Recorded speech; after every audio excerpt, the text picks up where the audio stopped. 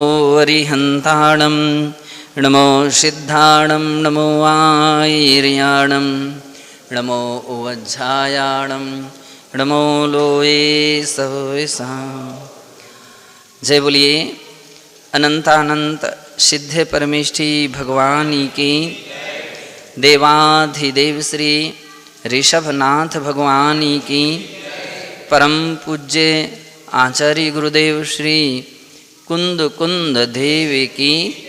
परम पूज्य वात्सल रत्नाकर गुरुदेव आचार्य श्री विमल सागर जी मुनि महाराज की। परम पूज्य तपस्वी सम्राट गुरुदेव आचार्य श्री सन्मति सागर जी मुनि महाराज की।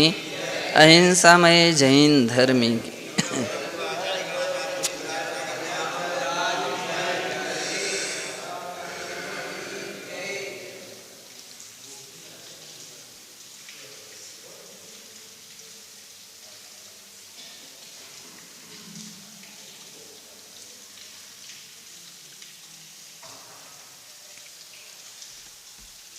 श्रमण प्रबोधनी टीका की 7वीं गाथा की टीका चल रही है और इसमें लेश्याओं का वर्णन करने के पश्चात इंद्रिय अवस्था बतलाते हैं। इंद्रिय अवस्था सर्वाणि कर्मेन्द्रियाणि स्वास्वा विषय भूतानि अभीष्टानुकूल रूपादीनि प्रति समाकृष्य प्रवर्तन्ते। सभी प्रकार की जो इंद्रियां हैं, 5 इंद्रियां हैं, वो अपने अपने विषयभूत अभीष्ट और अनुकूल रूपादि के प्रति समाकृष्य प्रवर्तन्ते। कहते हैं वे उसके और आकृष्ट होकर के प्रवृत्ति होती हैं। इंद्रियों का अर्थ ही है कि वे अपने अपने विषय की ओर आकर्षित व्यक्ति को करती हैं। आँख का काम देखना है, कान का काम सुनना है, नाक का काम सूंघना है, जीभ का काम स्वाद लेना है और स्पर्शन इंद्रिय का काम स्पर्श करना है। अभी अपनी अपनी इंद्रियों के अपने अपने विषय हैं। तो इसलिए जिन अपने अपने विषयों की ओर अभिमुखता उनकी एक सहज मात्रा में होती है, लेकिन अनिष्टानि प्रतिकूलितानि यानि सन्ति, उनसे कहते हैं अनिष्ट व प्रतिकूल जो विषय होते हैं उनसे दूर भागती हैं। अर्थात इंद्रियों के जो प्रतिकूलताएं हैं वे इंद्रियां उनके लिए नहीं चाहती हैं। कल्पना कर लीजिए, किसी अच्छे सुंदर व्यक्ति को तो देखना चाहती हैं क्योंकि मान लीजिए उसकी सुंदरता की ओर आकर्षित होती। कोई बीभत्स हो, कोई भयानक हो तो आंखें उसको देखना नहीं चाहती, व्यक्ति आंखें बंद कर लेता है। अच्छे शब्द तो सुनना चाहता है व्यक्ति, किंतु बुरे शब्द हों तो उसके लिए कान बंद कर लेता है, नहीं सुनना चाहता है। घ्राण सुगंधित सामग्री या इस प्रकार की सामग्री को तो सूंघना चाहती हैं, लेकिन दुर्गंध के लिए वो तैयार नहीं होती हैं। जीभ स्वाद के लिए तो लालायित रहती हैं, लेकिन स्वाद के प्रतिकूल सामग्री के लिए वो नहीं चाहती हैं जो उस इंद्रिय की प्रतिकूल सामग्री है। इसी प्रकार से स्पर्शन आदि इंद्रियों को जानना चाहिए। तो कह रहे हैं अनिष्टानि प्रतिकूलतानि प्रतिकूलाति यानि सन्ति, जो प्रतिकूल सामग्रियां हैं वे उसके अनिष्ट कारक विषय हैं। तेभ्यो दूराद अपसर्तुम समीक्षन्ति, उनसे दूर रहना चाहती हैं, दूर भागना चाहती हैं, है ना। जो प्रतिकूल सामग्री है उससे प्रतिकूल दूर रहना चाहती हैं। एवंच इसी प्रकार रागद्वेषोदय प्रकर्षाद इंद्रिय वसता, कहते हैं राग देश की प्रकर्षता के कारण जीव इंद्रिय के वश या इंद्रिय के अधीन होता है। इंद्रियाधीनता वा जायते, जब उसमें राग उसके अंदर में उत्पन्न होता है तो फिर वो क्या होता है, इंद्रिय के अधीन हो जाता है, उसके वश में हो जाता है।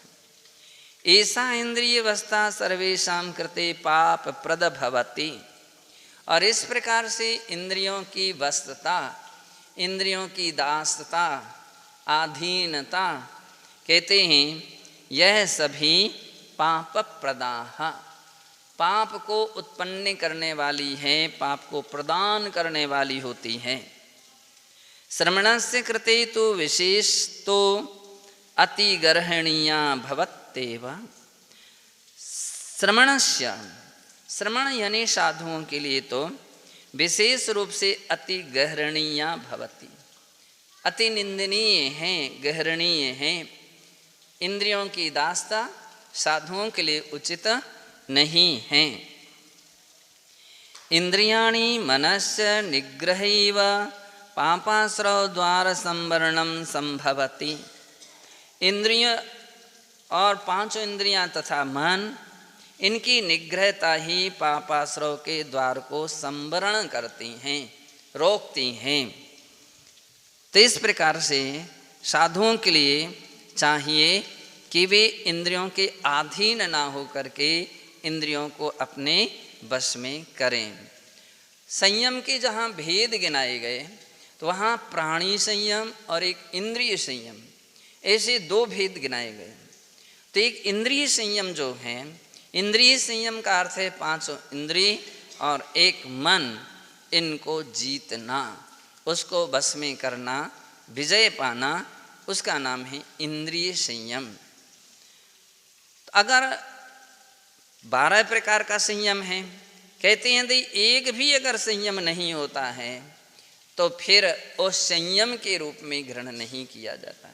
ऐसा नहीं है कि 5 इंद्रियों में एक आध इंद्रिय की छूट हो, एक आध इंद्रिय के विषय की छूट हो, तो आगम में छूट नहीं है। कहते हैं काय छहों प्रतिपाल, पंच इंद्रिय मन बस करो। 6 कायों का पालन और 5 इंद्रिय और मन को बस में करना चाहिए। आर्तरौद्र ध्याने, और कहते हैं चित्त विक्षेपा त्यागः, चित्त का जो विक्षेप ना होना या विक्षेप का त्याग करना चाहिए। विक्षेप का अर्थ होता है चंचलता, अस्थिरता। तो ऐसी चित्त की जो अस्थिरता है, चंचलता है, उसको त्यागना चाहिए। उसके त्याग का ही नाम ध्यान है। यद्वा उत्तम सहनस्य एकाग्र चिंता निरोधो वा ध्यानम, उत्तम सहनन वाले जो प्राणी हैं उनकी चित्त की एकाग्रता, मतलब एक वस्तु में जो चित्त का लगाना, एकाग्र होना और चित्त का निरोध करना, ये दो बातें अलग अलग हैं। एकाग्र, एक अग्र में है ना चित्त लगाना, अन्य जगह से चित्त को निरोध करना, ये ध्यान है। तच्च निरंतरम निर्व्यवधानम उत्कृष्ट रूपेण अंतर्मुहूर्त काल पर्यंतम एव संभवति।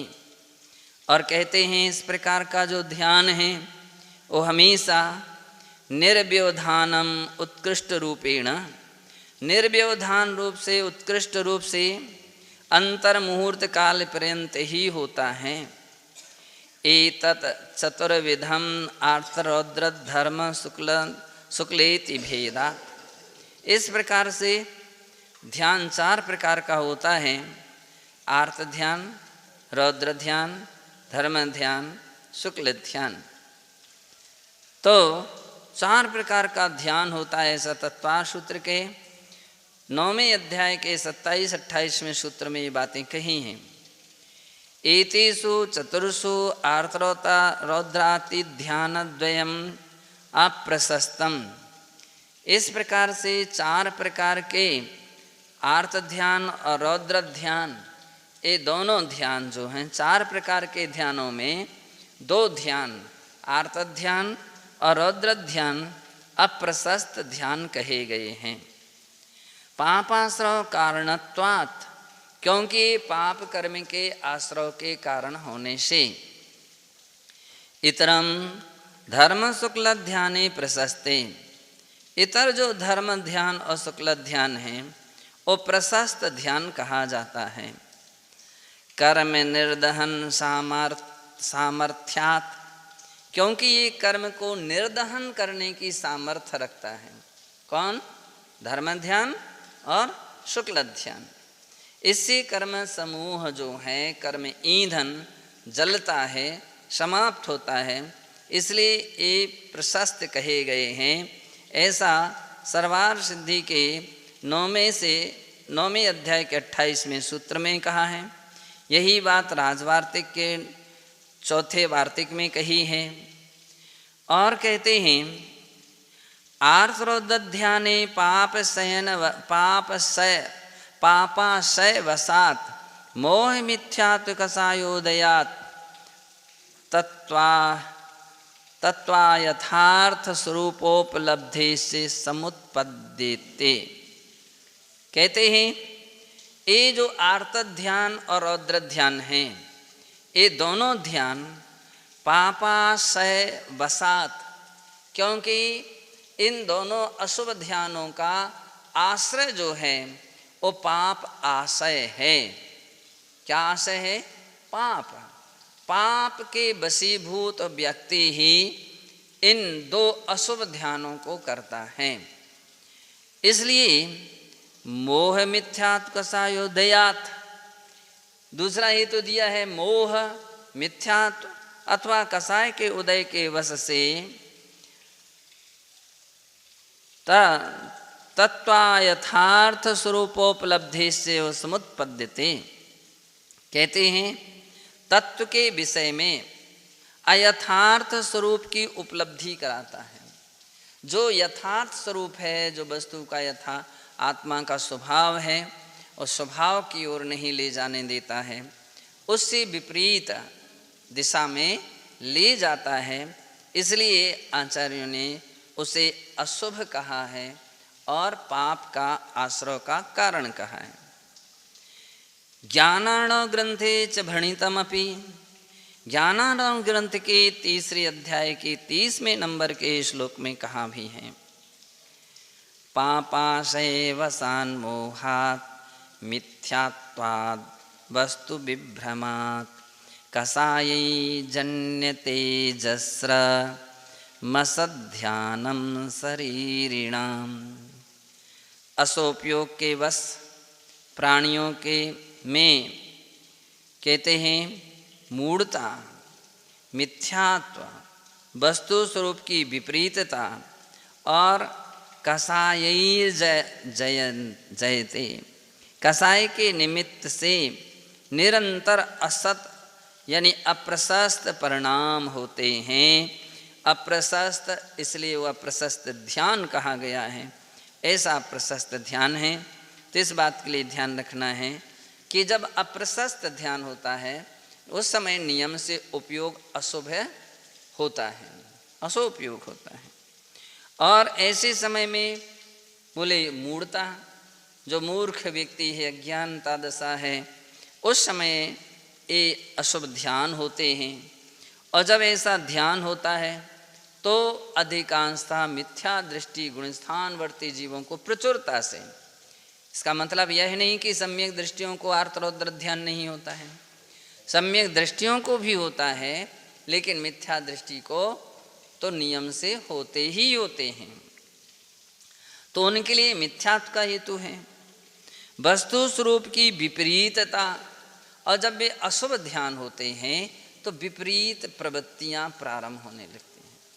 व्यक्ति की जो वास्तविक कर्तव्य है, वास्तविक स्वभाव है और तत्व की वास्तविक व्यवस्था है, उससे व्यक्ति की विपरीतता आने लगती है।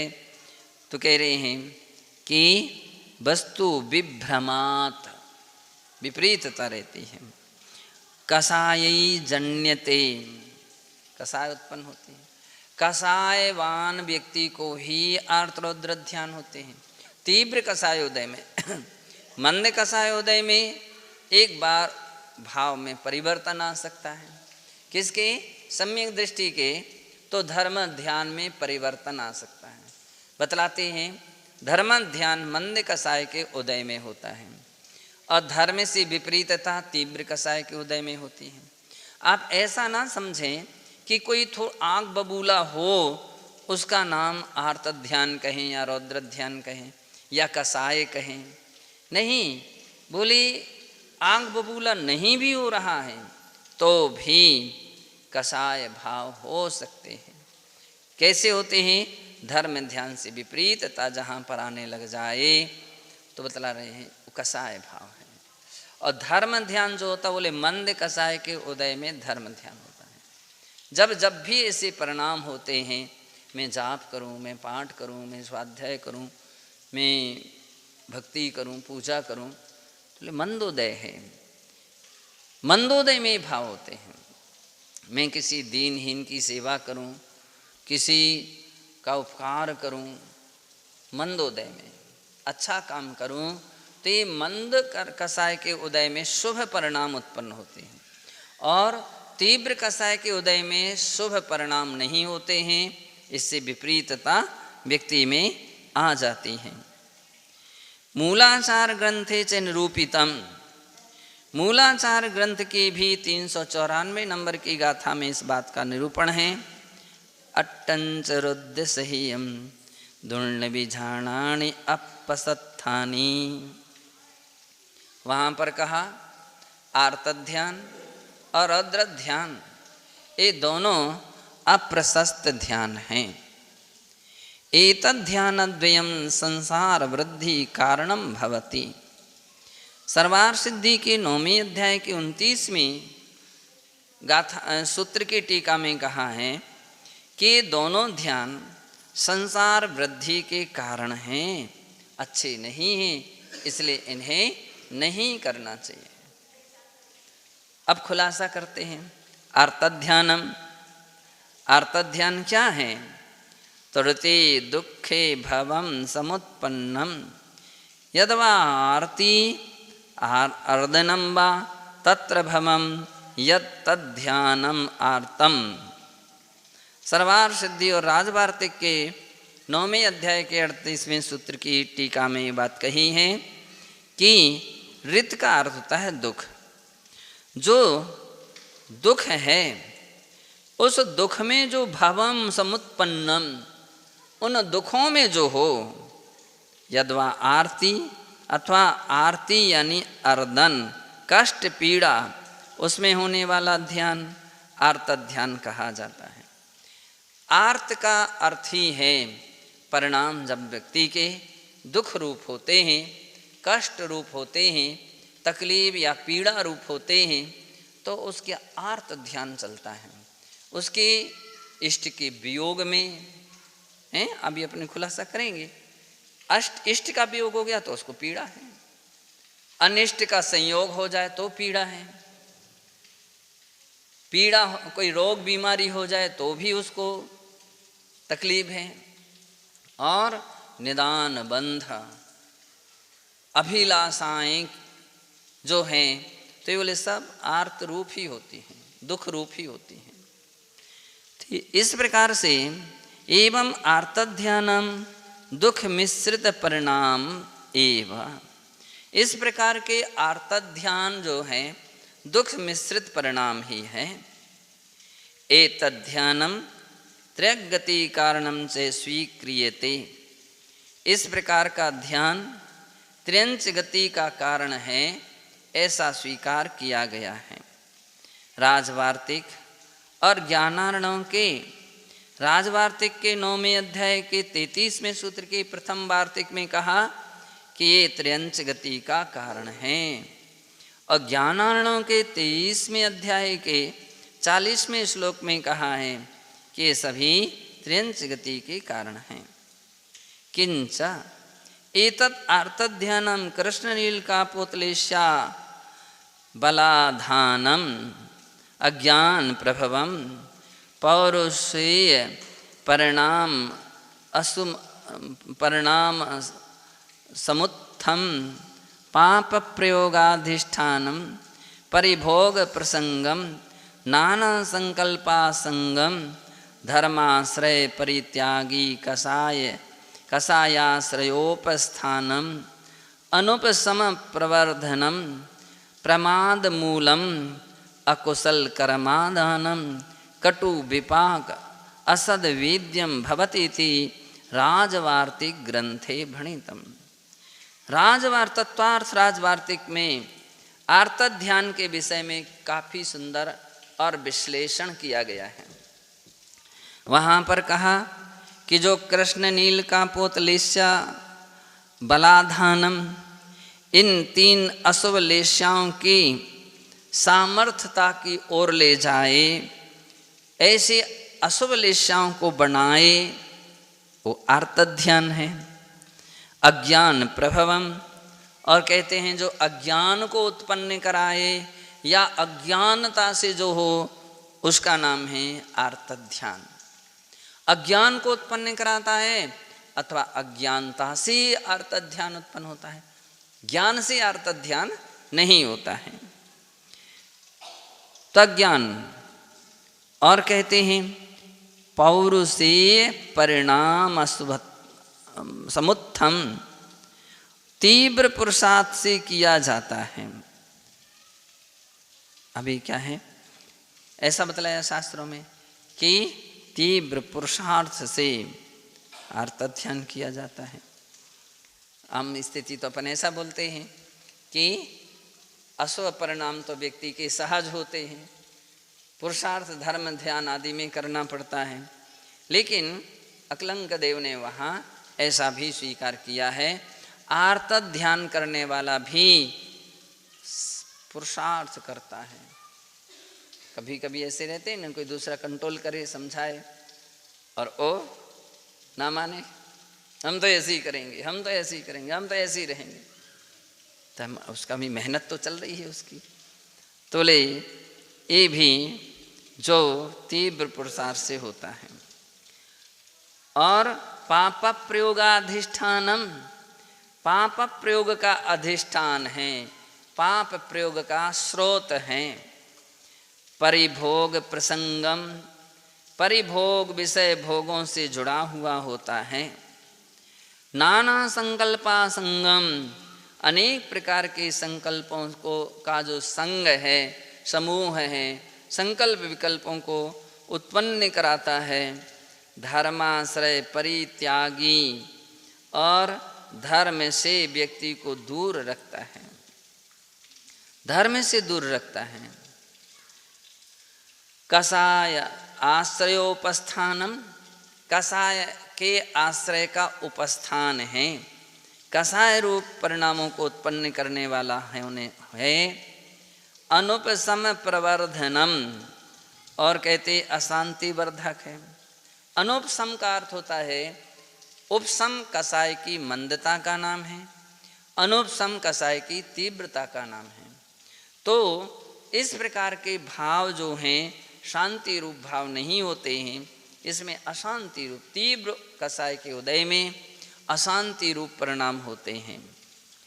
और कहते हैं प्रमाद मूलकम,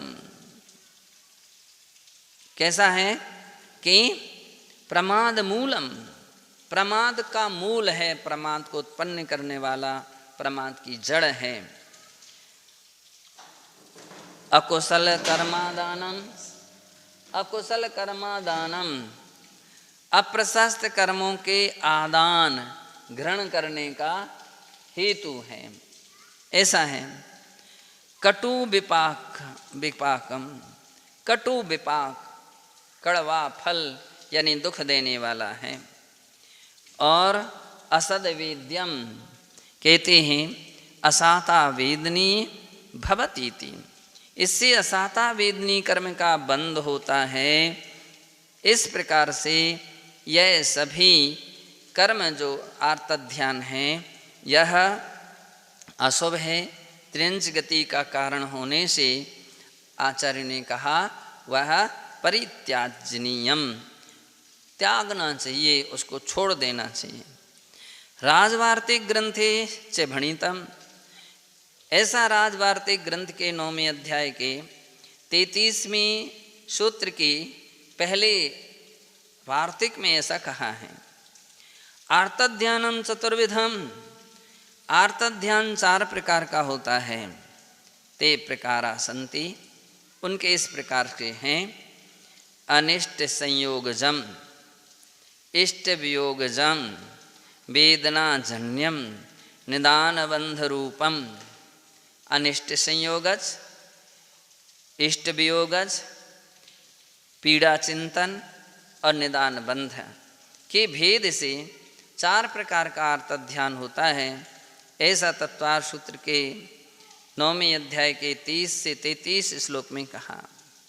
वहाँ पर कहते अमनोज्ञ अप्रिय विषकंटक शस्त्र हिंस्र जंतु शत्रु पराभव दारिद्र्यादि पदार्थ संयोगे सति जनो मलिन परिणामेन खेदम करोति तथा च तद्वियोगाय कथनम केनोपायेन वा निष्ठ पदार्थ संयोगो में न भवेत् इत्यादिकं चिंता सातत्यम यद् भवति तत्प्रथम आर्तध्यानम।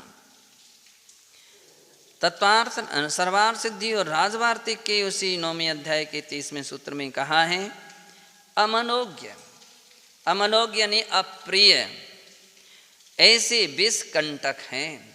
विष अमनोज्ञ है, कंटक अमनोज्ञ हैं, शस्त्र अमनोज्ञ हैं, हिंसक जंतु अमनोज्ञ हैं, शत्रु अमनोज्ञ हैं, शत्रुओं के द्वारा पराभव पराजित होना अमनोज्ञ है। दारिद्र्यादि पदार्थ संयोगे सति, दरिद्रता अमनोज्ञ है। इत्यादि के संयोग होने पर प्रायः प्राणी मलिन परिणामेन खेदम करोति, मलिन परिणाम से खेद खिन्न होता है।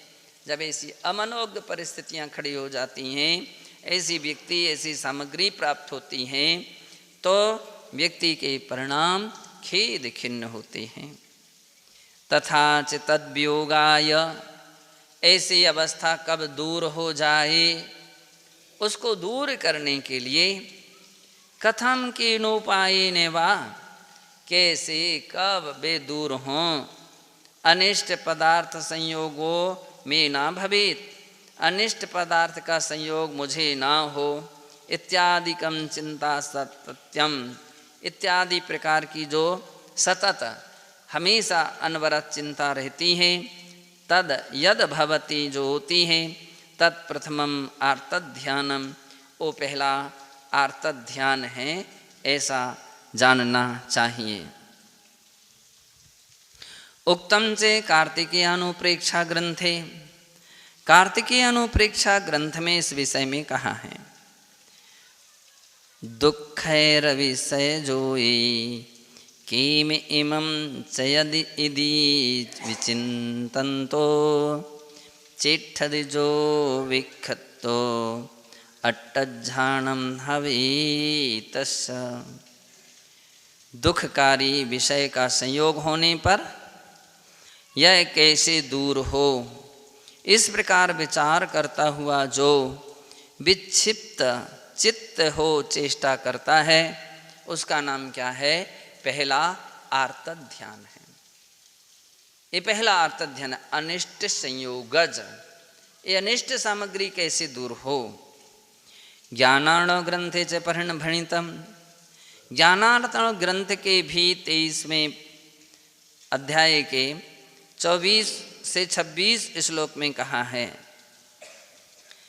तथा चरस्थैर्भावै रनेकै समुपस्थितै अनिष्टैर्यन्मना क्लिष्टं स्यादार्थ तत्प्रकीर्तितम्। अर्थात चर चलते फिरते व स्थिर अनेक अनिष्ट पदार्थों के उपस्थित होने पर जो मन में क्लेश उत्पन्न होता है, क्लिष्टम, क्लेश उत्पन्न होता है उसे आर्तध ध्यान कहते हैं। यानी विपरीत परिस्थिति में जो परिणामों में संक्लिष्टता आती है उसका नाम है आर्तध ध्यान। श्रुते दृष्टि स्मृतिर्ज्ञातैः यत्यासक्तिं च संसृते यो निष्ठार्थमयिनः क्लेशः पूर्वमार्तं तदिश्यते। सुने हुए, देखे हुए, स्मरण में आए हुए और समीपस्थ अनिष्ट पदार्थों के निमित्त से मन में जो क्लेश उत्पन्न होता है वह भी पहला यानी अनिष्ट संयोगज नाम का ध्यान है, आर्तध ध्यान है। अशेषानिष्ट संयोगे तद्वियोगानुचिन्तनं यत् स्यात् तदपि तत्त्वज्ञै पूर्वमार्तं प्रकीर्तितं। समस्त अनिष्ट पदार्थों का संयोग होने पर उनके वियोग के लिए जो चिंता होती है उसे तत्वज्ञानी जनों ने प्रथम आर्तध ध्यान कहा है कि इस प्रकार का आर्तध ध्यान होता है। और कहते हैं कि मनोज्ञ अभीष्ट स्वापुत्र दाराधनादि विप्रयोगे तत्प्राप्तैव कथम केनोपायेन वायते पदार्था पुनः में स्यु इत्यादि का चिंतन स्मरणादि सा द्वितीयम आर्तध ध्यान। तभी तक पहले आर्तध ध्यान का लक्षण चला, अब यहाँ दूसरे आर्तध ध्यान का लक्षण प्रारंभ हो रहा है कि दूसरा आर्तध ध्यान क्या है।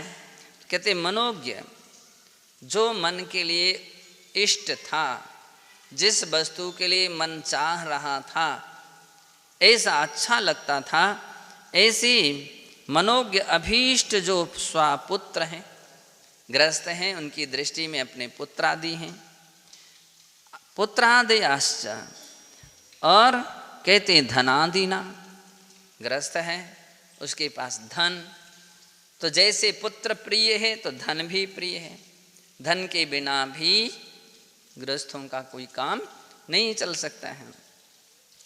तो ऐसे उसके तत्प्राप्त्यैव विप्रयोगे, उनके वियोग हो जाने पर तत्प्राप्त्यैव, उसकी प्राप्ति के लिए कथम केनोपायेन वा, कह रहे हैं कैसे, किस प्रकार से वे एते पदार्था पुनः में स्यु, वे सभी पदार्थ मेरे कैसे हो जाएं, इत्यादि का चिंतन सरणी ही, इस प्रकार की चिंतन की जो प्रवाह है सा द्वितीयम आर्तध ध्यानम, वह दूसरा आर्तध ध्यान है। ऐसा सर्वार सिद्धि और राजवार्तिक ग्रंथ के 9वें अध्याय के 31वें सूत्र में कहा है। उक्तम से कार्तिकानुप्रेक्षा ग्रंथ है, कार्तिकेयानुप्रेक्षा ग्रंथ की गाथा 474 में भी ये बात कही है। वहाँ कहते हैं मनहर विषय वियोगी कहतम पावेमि इति वियपोषो संतावेण पयट्ठो सोच्य अट्ठम हवे झाणम। मनहर अर्थात मनोहर, ऐसे विषय विपयोगे, मनोहर विषयों के वियोग होने पर कहम ते पावेमि, कहाँ मैं उनको प्राप्त करूं, कैसे वो मुझे मिलें, इस प्रकार का यदि वियपोषो, ऐसा जो विकल्प है वह संतावेण पयट्ठो, ऐसे दुख सहित संताप में प्रवृत्त करना, ऐसे पदार्थों की प्राप्ति के लिए। अपन देखते हैं जब कभी किसी की वस्तु गुम जाए या कोई नष्ट हो जाए या कोई वियोग हो जाए, अब देखो व्यक्ति की हालत कैसी रहती है। दिन रात शोकाकुलित होता है, दिन रात शोकाकुलित रहता है, कैसे मिल जाए, कैसे वो गुम गए हैं, चले गए हैं, प्राप्ति कैसे हो। तो आचार्य महाराज कहते हैं इस प्रकार के इष्ट के वियोग हो जाने पर वह पुनः कैसे मिले, कैसे मिले, इसके लिए जो दुख रूप परिणाम होते हैं उसका नाम क्या है, उसका नाम है दूसरा आर्तध्यान। ज्ञानार्णव ग्रंथे चेतद विशदीकृतम, ज्ञानार्णव ग्रंथ के 23वें अध्याय के 28 और 29वें श्लोक में इस बात का विशेष रूप से विश्लेषण किया है। और वहाँ पर कहा है कि दृष्टसुतानुभूतैस्तैः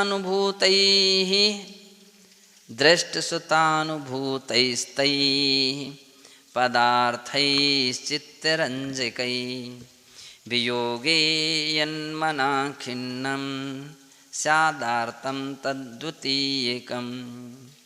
अर्थात देखे गए, सुने गए और अनुभव में आए हुए और मन में अनुराग उत्पन्न करने वाले पदार्थों का वियोग होने पर चित्त में खेद होता है, वह दूसरा इष्ट वियोगज नाम का आर्तध्यान है। देखी गए, सुने गए, अनुभव किए गए, तो बोले ये 3 विशेषण दिए हैं, दृष्ट, श्रुत और अनुभूत। विषयों की पुनः प्राप्ति हो या वस्तु की पुनः प्राप्ति हो, इसके लिए जो दुख रूप परिणाम होते हैं ये द्वितीय आर्तध्यान है। और कहते हैं मनोज्ञ वस्तु विध्वंसे पुनस्तत्संगमार्थिभिः क्लिश्यते यत्तदेतत् स्यात् द्वितीयार्थस्य लक्षणम्। मनोहर वस्तु का विनाश होने पर उनके पुनः संयोग की इच्छा से जो प्राणी क्लेश को प्राप्त होते हैं, यह दूसरा आर्तध्यान का लक्षण है, ऐसा यहाँ जानना चाहिए और आर्तध्यान से बचने का प्रयास करना चाहिए। ओम नमः सिद्धे।